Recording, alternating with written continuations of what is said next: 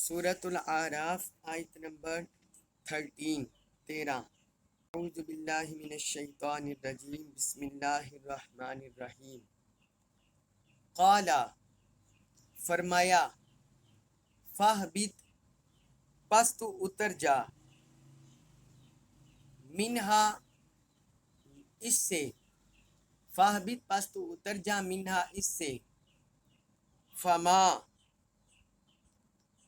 نہیں ہے یکونو ہوگا لکا تیرے لیے نہیں ہوگا فما یکونو لکا نہیں ہوگا تیرے لیے ان یہ کہ تتکبرا تو تکبر کرے فیہا اس میں تجھے کوئی حق نہیں پہنچتا کہ تو یہاں تکبر کرے فاہرج پس تو نکل جا انکا بے شک تو من الصاغرین من سے الصاغرین ذلیل و ہار لوگوں میں سے انکا من الصاغرین بے شک تو ذلیل و ہار لوگوں میں سے ہے۔ اب اس آیت مبارکہ میں اللہ تعالیٰ نے ابلیس مردود کو حکم دیا ہے، فرمایا کہ تم یہاں سے اتر جاؤ۔ پہلا حکم فرمایا قال فاہبط منہا کہ تم یہاں سے اتر جا۔ حبوط ہوتا ہے اترنا، حبوط یہ مصدر ہے، حبوط اترنا، اسی سے جو امر کا صیغہ ہے اہبط اتر جا۔ تو ابلیس کو اللہ تعالی نے حکم دیا کہ تم یہاں سے اتر جاؤ۔ کس جگہ سے اتر جاؤ اس بارے میں ائمہ تفسیر نے مختلف اقوال درج کیے ہیں کہ کس جگہ سے اللہ تعالی نے اسے اترنے کا حکم دیا۔ ایک قول یہ ہے کہ ابلیس حضرت آدم علیہ السلام کے ساتھ جنت عدن میں رہتا تھا، جنت عدن میں، عین دال نون عدن، تو اس سے حکم ہوا کہ اس جنت سے تو اتر جا۔ اور بعض ائمہ کا یہ قول ہے کہ ابلیس کو آسمانوں سے اترنے کا اللہ نے حکم دیا کہ آسمانوں سے اتر جا۔ اور بعض ائمہ نے لکھا ہے کہ علی اطلاق جنت سے اتر جا، کیونکہ جنت میں متکبرین کا ٹھکانہ نہیں ہے، آسمانوں میں متکبرین کا ٹھکانہ نہیں ہے، تو فرمایا تم اتر جاؤ۔ اور بعض روایات میں یہ بھی ہے، بعض مفسرین نے یہ بھی بیان کیا ہے کہ اس سے مراد یہ بھی ہے کہ زمین سے سمندروں کی طرف نکل جاؤ، سمندروں کے جو جزیرے ہیں ادھر چلے جاؤ، تو یہ بھی اس کی مراد کی گئی ہے۔ تو وہ زمین میں داخل نہیں ہوتا، صرف چور دروازے سے ہی داخل ہوتا ہے۔ تو اللہ رب العزت نے اس کو سزا کے طور پر فرمایا کہ تم یہاں سے اتر جاؤ، یہاں سے چلے جاؤ۔ آگے اس کی ریزن بیان کی فما یکون لکا، تجھے کوئی حق نہیں پہنچتا، تجھے کوئی حق نہیں پہنچتا، انت تکبر فیہا کہ تو یہاں تکبر کرے، تمہیں یہاں تکبر کرنے کا، گھمنڈ کرنے کا کوئی حق نہیں ہے۔ فاہرج پس تو نکل جا، انک من الصاغرین بے شک تو ذلیل و ہار لوگوں میں سے ہے۔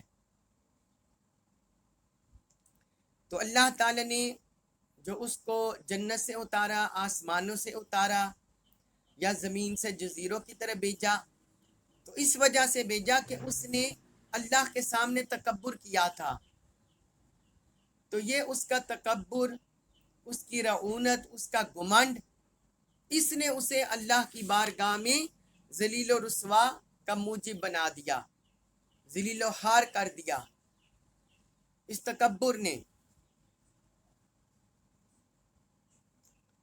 بعض احادیث مبارکہ میں بھی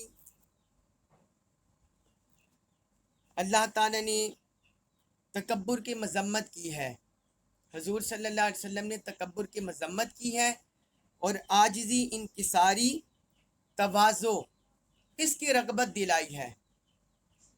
حضرت इयाज बिन हिमार रज़ी अल्लाह अन्हु बयान करते हैं कि रसूलुल्लाह सल्लल्लाहु अलैहि वसल्लम ने फरमाया, अल्लाह ताला ने मेरी तरफ वही फरमाई है कि एक दूसरे के साथ तवाज़ो किया करो, इनकिसारी से पेश आया करो, हत्ता कि कोई शख्स दूसरे पर फहर ना करे और कोई शख्स किसी के खिलाफ बगावत ना करे, ना कोई किसी शख्स के सामने फहर व मुबाहात करे, अपनी बड़ाई का इजहार करे, और ना किसी के खिलाफ बगावत करे, यानी नाफरमानी और अपने आप को ऊंचा समझना, तो इस तरह ना करे। ये सही मुस्लिम में हदीस है, हदीस नंबर 2865 2865। और हज़रत अबू सईद खुदरी रज़ी अल्लाह अन्हु बयान करते हैं कि रसूलुल्लाह सल्लल्लाहु अलैहि वसल्लम ने फरमाया, जो शख्स अल्लाह के लिए एक दर्जा तवाज़ो करता है, अल्लाह के लिए एक दर्जा तवाज़ो करता है, इंकिसारी करता है, अल्लाह उसका एक दर्जा बुलंद फरमाता है। और जो शख्स अल्लाह के सामने एक दर्जा तकब्बुर करता है, अल्लाह उसका एक दर्जा पस्त कर देता है, घटा देता है, हत्ता कि अल्लाह ताला उसको सबसे निचले तबके में कर देता है। तो तवाज़ो इंकिसारी से इंसान के दर्जे बढ़ते हैं और तकब्बुर से इंसान के दर्जे घटते हैं, पस्ती में जाता है, जिल्लत और रसवाई में जाता है। ये सुनन इब्न माजा में हदीस है, हदीस नंबर 4167 4167। और एक हदीस मुबारक है, हजरत उमर बिन हत्ताब रज़ी अल्लाह अन्हु, उन्होंने मिंबर पर फरमाया, ए लोगो तवाज़ो करो,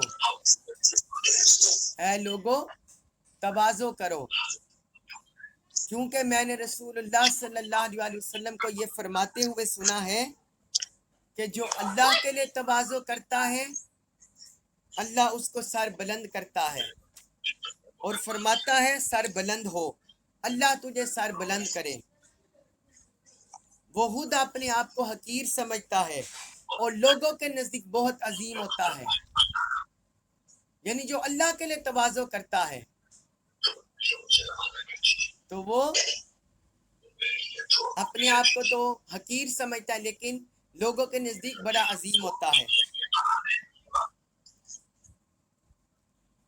और जो शख्स तकब्बुर करता है, अल्लाह उसको हलाक कर देता है और फरमाते है दफा हो जा। ये तकब्बुर करने वाले का अंजाम। हजूर ने फरमाया जो तकब्बुर करता है, अल्लाह उसको हलाक कर देता है और फरमाता है दफा हो जा। वो खुद अपने आप को बड़ा समझता है, वो समझता है मैं बड़ा हूँ, लोगों में मेरा बड़ा मकाम है, लेकिन हकीकत में लोगों की निगाहों में वो बहुत छोटा होता है, लोगों की निगाहों में बहुत छोटा होता है। ये इमाम तबरानी ने अल-मुअजमुल औसत में इस हदीस को रिवायत किया, हदीस नंबर 8303। और एक हदीस में हज़रत अबू हुरैरा रज़ियल्लाहु अन्हु बयान करते हैं, रसूलुल्लाह सल्लल्लाहु अलैहि वसल्लम ने फरमाया, जिस शख्स ने अपने मुसलमान भाई के लिए तवाज़ो की, आजी इंकिसारी की अपने भाई के सामने, अल्लाह उसको सर बुलंद करता है। और जिसने उस पर बड़ाई जाहिर की, अपने आप को बड़ा समझा, बड़ाई जाहिर की उस पर, तो फरमाया अल्लाह उसको पस्त कर देता है, उसको नीचे कर देता है। ये भी इमाम तबरानी ने अल-मुअजमुल औसत में इस हदीस को रिवायत किया, हदीस नंबर 7707 7707। तो इससे पता चला आजिज़ी, इंकिसारी, तवाज़ो, इससे इंसान के रुतबे बुलंद होते हैं, अल्लाह की बारगाह में भी रुतबे बुलंद होते हैं, दर्जे बुलंद होते हैं, और महलूक में भी उसकी इज्जत बनती है, उसका मकाम बनता है, उसकी अजमत बनती है। और जो बंदा तकब्बुर करता है, बड़ाई करता है, दूसरों को हकीर समझता है, अपने आप को बड़ा समझता है, तो अल्लाह के यहाँ भी वो हलाक होता है, उसके दर्जों में कमी आती है, पस्ती और जिल्लत का शिकार होता है, और लोगों के यहाँ भी उसका इज्जत मर्तबा मकाम घटता है। اور پستی اور ذلت کا شکار ہوتا ہے۔ یہ اللہ رب العزت نے جو قرآن میں جو بیان فرمایا اور حضور صلی اللہ علیہ وسلم نے اس کی شرح کی، اس سے ہمیں یہ سارا لب لباب سمجھ آتا ہے۔ آپ دیکھیے حضرت آدم علیہ السلام سے بھی ظاہری خطا ہوئی تھی بھول چوک کر۔ اللہ تعالیٰ نے انہیں بھی منع کیا تھا کہ تم اس درخت کے قریب نہ جانا، لیکن وہ بھول کر چلے گئے، انہوں نے درخت کا دانہ کھا لیا۔ لیکن وہ اپنے اس عمل پر مغرور اور متکبر نہیں ہوئے، بلکہ انہوں نے اللہ پاک کی بارگاہ میں دعا کی، ربنا ظلمنا انفسنا وَإِن لَّمْ تَغْفِرْ لَنَا وَتَرْحَمْنَا لَنَكُونَنَّ مِنَ الْخَاسِرِينَ۔ اے ہمارے رب، ہم نے اپنی جانوں پر ظلم کیا،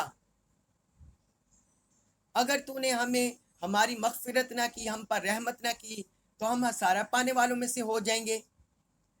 تو وہ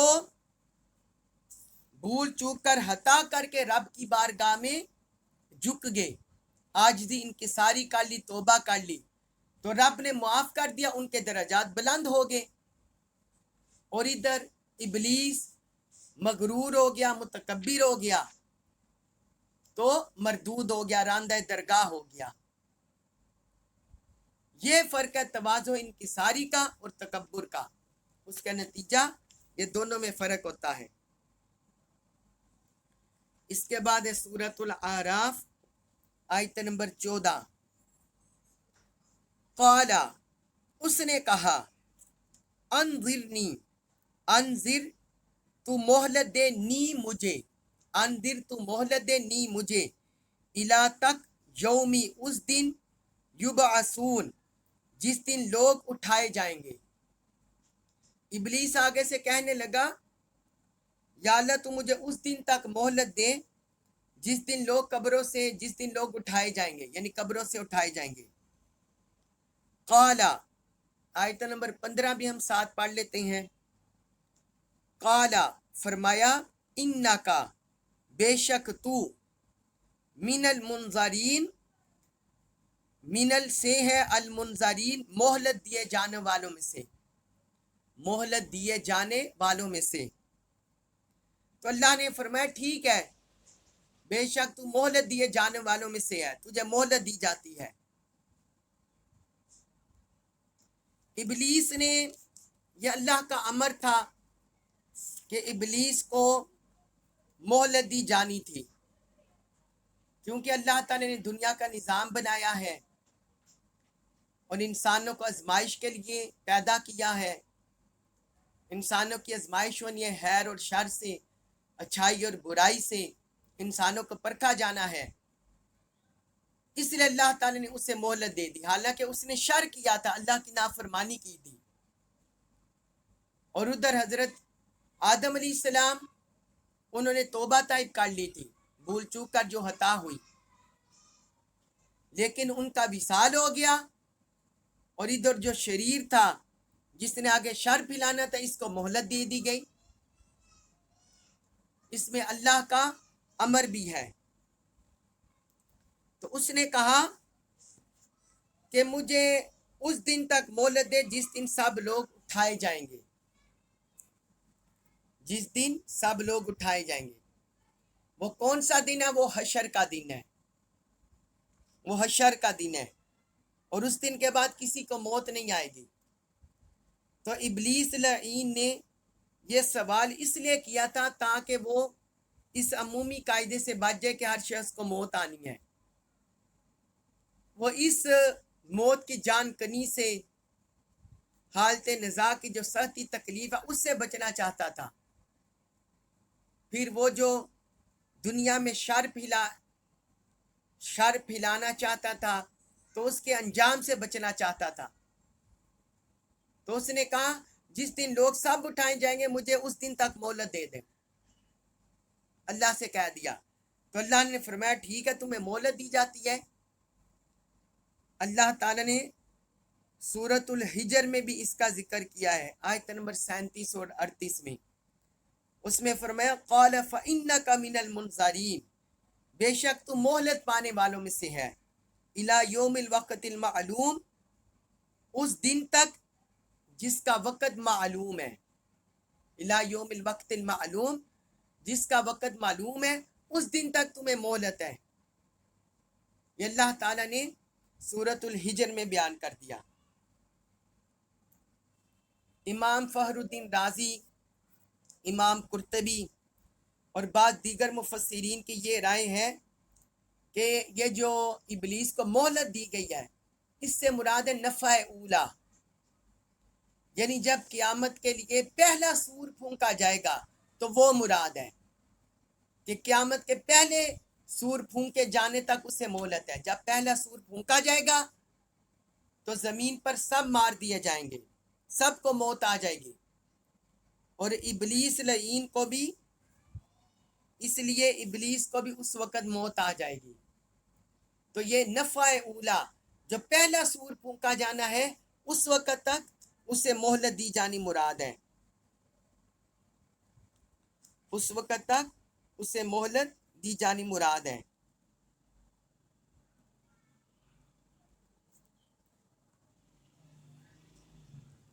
اب اس سے یہ بھی سوال پیدا ہوتا ہے کہ اگر کسی بندے کو، ایک تو اللہ تعالیٰ نے کسی بندے کو نہیں بتایا کہ اس کی موت کا وقت کب ہے، اور اگر ابلیس کے لیے ہم یہ جان لیں کہ ابلیس کو نفع اولا تک پتہ ہے کہ مجھے مہلت ملی ہے نفع اولا تک، پہلا سور پھونکے جانے تک، تو پھر تو وہ اسے ایک دن پہلے، 2 دن پہلے وہ اللہ سے توبہ کر لے گا۔ ساری زندگی محلوق کو بھٹکا کر پھسلا کر پھر تو وہ توبہ کر لے گا۔ تو اس کا جواب یہ ہے کہ بے شک اسے نفع اولا تک مہلت ہے، لیکن نفع اولا کا وقت اسے نہیں بتایا گیا کہ نفع اولا کب ہوگا۔ اللہ تعالیٰ نے نفع اولا کا وقت، قیامت کا وقت وہ مخفی رکھا ہوا ہے، وہ مخفی ہے، اور جب وہ اس کا امر ہوگا وہ اچانک ہی نفع ہوگا، اچانک ہی سور پھونکا جائے گا، کیونکہ حدیث میں آتا ہے کہ حضرت اسرافیل علیہ السلام اپنے منہ میں وہ سور لے کر بیٹھے ہوئے ہیں، جب ادھر سے اللہ کا امر ہوگا وہ فوراً اس میں پھونک دیں گے تو قیامت واقع ہو جائے گی۔ تو بے شک اسے نفع اولا تک بھی مہلت ہے، لیکن وہ وقت بھی اسے معلوم نہیں ہے کہ وہ 1000 سال بعد ہے، 2000 سال بعد ہے، وہ کب ہے۔ تو جب بھی وہ نفع اولا پھونکا جائے گا تو وہ پکڑ ہو جائے گی، اس کو موت آ جائے گی اور اس کی بھی گرفت ہوگی، اس کی بھی گرفت ہوگی۔ اور پھر اس میں یہ بھی بات ہے کہ یہ نفع اولا یہ کوئی 100% یا قطعی یقینی علم بھی نہیں ہے، یہ آئمہ کی تفسیر ہے، اس میں کمی بیشی ہو سکتی ہے۔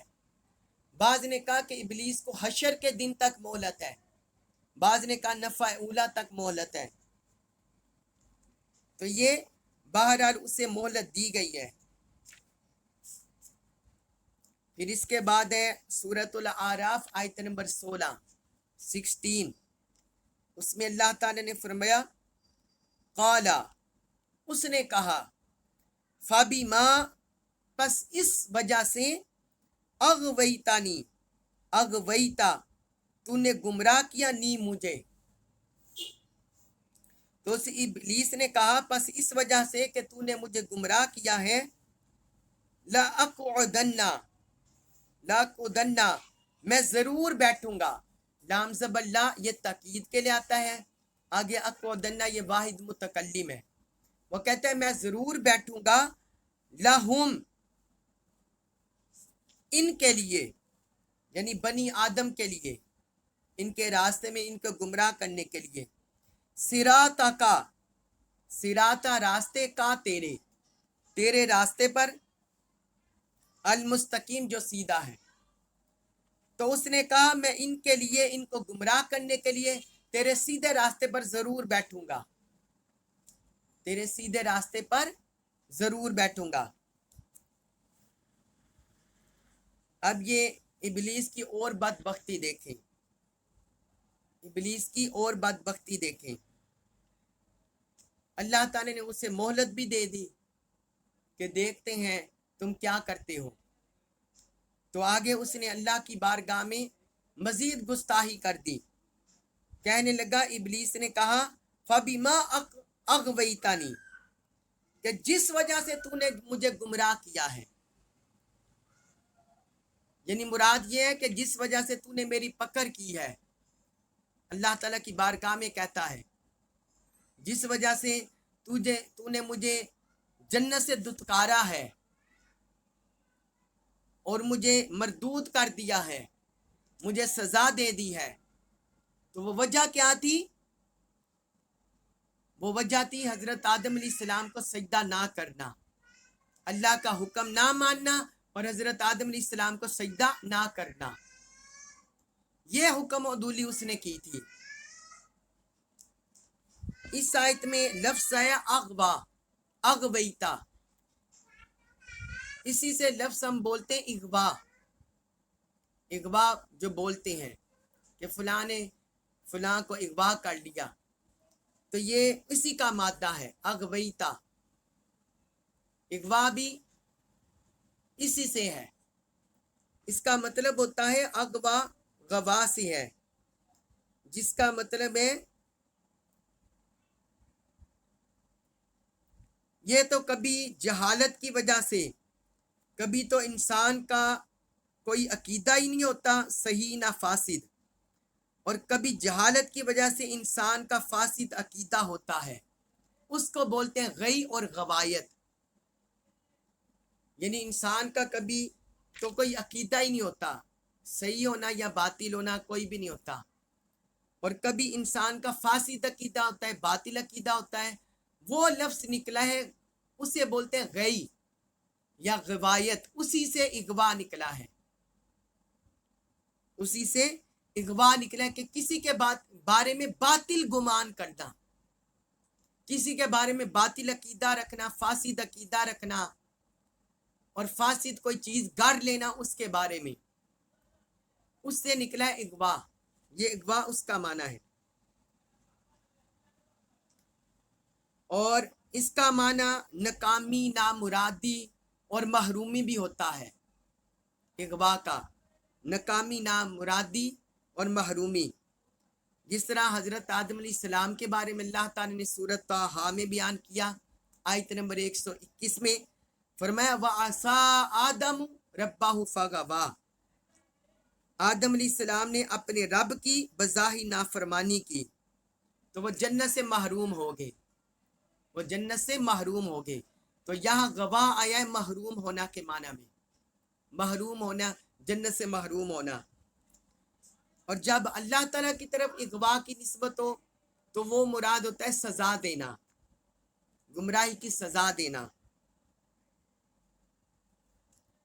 जैसे सूरह हूद में है आयत नंबर 34 में, हजरत नूह अलैहिस्सलाम ने अपनी कौम से फरमाया था, इन कान अल्लाहु युरीदु अन युग़वियकुम हुवा रब्बुकुम व इलैहि तुरजाऊन, अगर अल्लाह ने तुम्हें तुम्हारी गुमराही की सजा देने का इरादा कर लिया, हालांकि वो तुम्हारा रब है और तुम उसी की तरह लुटाए जाओगे। तो यहाँ युगविया इस्तेमाल हुआ गुमराही की सजा देना। बाज लोग कुरान में आता है इस्तिहजा, ठट्ठा करना, मजाक उड़ाना, तो बाज लोग ये अल्लाह के लिए भी ठट्ठा करना, मजाक उड़ाना माना कर देते हैं, हालांकि अल्लाह ताला इससे पाक है। जिस तरह ये एक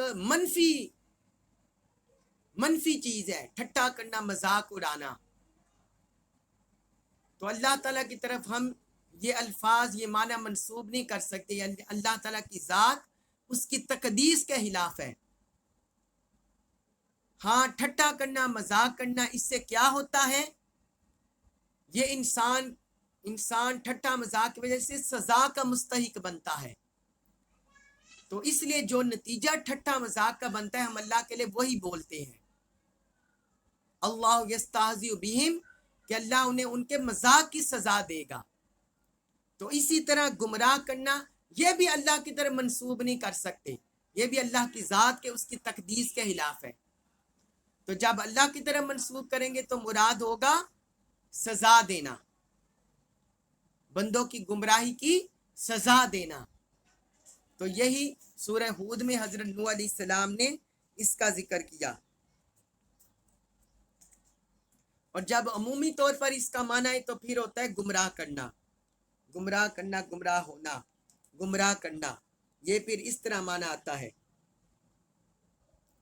तो इबलीस ने अल्लाह की तरफ गुमराह का माना किया, यानी वो मरदूद हो गया था, इतना बदबख्त मलऊन कि उसने अल्लाह की तरफ गुमराही का काट दिया।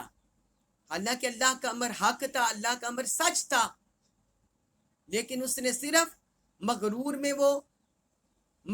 में अपनी सरकशी में बढ़ता चला गया, तुग़यान में बढ़ता चला गया, अल्लाह की डील को वो ना समझ सका और इस पर अल्लाह की बारगाह में रुजू ना कर सका, बल्कि मजीद गुमराही की घटाटोप अंधेरों में घुसता चला गया। हालांकि अहले सुन्नत व जमात और अहले इस्लाम का ये अकीदा है, अहले सुन्नत का ये अकीदा है, अदब का ये तकाजा है कि इंसान अपने नेक और अच्छे अमल उसकी निस्बत अल्लाह की तरफ करे और बुरे अफ़ाल की निस्बत अपनी तरफ करे। बेशक खालिक अल्लाह है, वही पैदा करने वाला है खैर और शर को, गुमराही को, हिदायत को पैदा करने वाला वही है, लेकिन उसी ने हमें ये अदब की तालीम भी दी है कि बंदा खैर को अल्लाह की तरफ मंसूब करे और शर को अपनी तरफ मंसूब करे, अच्छाई को अल्लाह की तरफ मंसूब करे, बुराई को अपनी तरफ मंसूब करे, अपने नफ्स की तरफ मंसूब करे।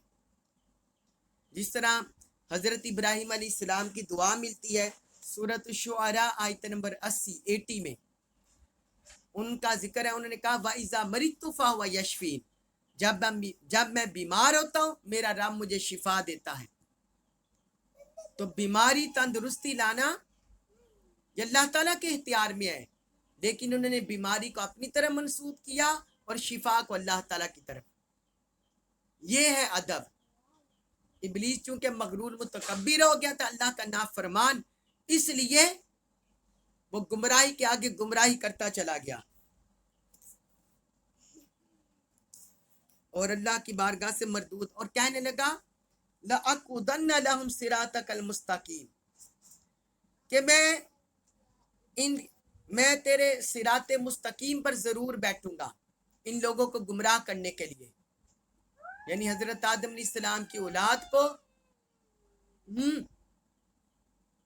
हजरत आदम अलैहिस्सलाम की औलाद को गुमराह करने के लिए, भटकाने के लिए। कहने लगा मैं तेरे रास्ते पर बैठ जाऊंगा, सिराते मुस्तकीम पर, ताकि वो इसी तरह मेरे पीछे चलते हुए गुमराह होते रहें और तेरी राह से भटकते रहें, तेरी राह से भटकते रहें। आगे भी अगली आयतों में भी जिक्र आ रहा है कि वो उसने क्या कहा कि मैं कैसे कैसे उन पर हमला करूंगा। यह आयत नंबर 17 सूरतुल आराफ आयत नंबर 17, उसमें जिक्र है, फरमाया सुम्मा फिर लआतियन्नहुम, ला जरूर आतियन्ना मैं आऊंगा, हुम उनके पास, लआतियन्ना मैं जरूर आऊंगा, हुम उनके पास, मिन से बेइनी सामने, ऐदीहिम उनके सामने, बेइना ऐदी इसका मतलब है आगे से, बेइना ऐदीहिम उनके आगे से, वामिन और से खल्फिहिम, ना करो बेटा मैं पढ़ा रहा हूँ, क्या हो गया आपको, उधर करो, चलो जाओ बाहर, जाओ ना बाहर।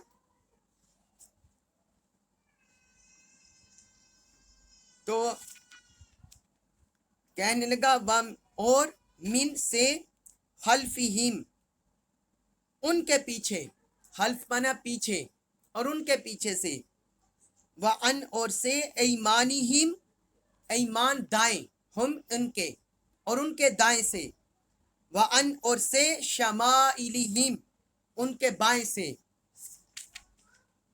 वला और ना ताजिदू तू पाएगा, अक्सरहुम अक्सर अक्सर हम उनमें से, वला ताजिदू अक्सरहुम और तू उनमें से अक्सर को ना पाएगा, शाकिरीन शुक्र गुजार। اور تو ان میں سے اکثر کو شکر گزار نہ پائے گا۔ اب یہ دیکھیں اس نے صراط مستقیم پر جو اللہ کا راستہ ہے، اور سورۃ الفاتحہ کے اور بعض اور مقامات پر بھی میں وضاحت کر چکا ہوں کہ وہ راستہ جو انبیاء کرام کا ہے، صدیقین کا ہے، شہداء اور صالحین کا ہے، وہ راستہ تو کہتا ہے کہ میں اس راستے میں بیٹھ جاؤں گا۔ اور پھر اس آیت میں اللہ تعالی نے اس کے قول کی مزید وضاحت کر دی کہ اس نے کیا کہا تھا۔ اس نے کہا کہ میں ضرور ان کے آگے بیٹھوں گا، ان کے پیچھے بیٹھوں گا، ان کے دائیں بیٹھوں گا، ان کے بائیں بیٹھوں گا، ان کے چہار اطراف بیٹھوں گا، ان کے چہار اطراف سے حملہ کروں گا، ہر طرف سے انہیں بٹکانے کی کوشش کروں گا، ہر طرف سے انہیں پھسلانے کی کوشش کروں گا، تاکہ یہ کسی نہ کسی طریقے سے بٹک جائیں صراط مستقیم سے، صراط مستقیم سے کسی نہ کسی طریقے سے بٹک جائیں۔ تو کہنے لگا کہ میں ہر لحاظ سے ان پر حملہ آور کروں گا، ہر لحاظ سے ان پر۔ اور اس حملے کی وجہ کیا ہوگی؟ وَلَا تَجِدُ أَكْثَرَهُمْ شَاكِرِينَ، اور تو ان میں سے اکثر کو شکر گزار نہ پائے گا۔ یعنی اللہ تعالیٰ سے کہتا ہے کہ میں اس وجہ سے ان پر حملہ کروں گا تاکہ یہ تیرے ناشکرے بن جائیں، یہ تیری عبادت سے بٹک جائیں، تیرے راستے سے بٹک جائیں، شکر گزاری سے بٹک جائیں، نہ اپنے دل سے تیرے شکر گزار ہو سکے، نہ اپنی زبان سے، نہ اپنے اعضاء سے، کسی نہ کسی طرح یہ تیرے شکر گزاری کے رستے سے بٹک جائیں۔ تو کہتا ہے میں اس وجہ سے ان کے آگے پیچھے دائیں بائیں حملہ کروں گا، آگے پیچھے دائیں بائیں حملہ کروں گا۔ اللہ تبارک و تعالی ہمیں ابلیس ملعون کے ہر طرح کے حملوں سے، ہر طرح کے شر سے محفوظ رکھے، ہماری حفاظت فرمائے، ہمیں اپنی پناہ عطا فرمائے اس کے شر سے، ابلیس ملعون کے۔ اور اللہ تبارک و تعالی ہمیں قرآن مجید کا کماک و فہم نصیب فرمائے، ہمیں اس پر عمل پیرا ہونے کی توفیق عطا فرمائے۔ وما علیہ الا البلاغ المبین۔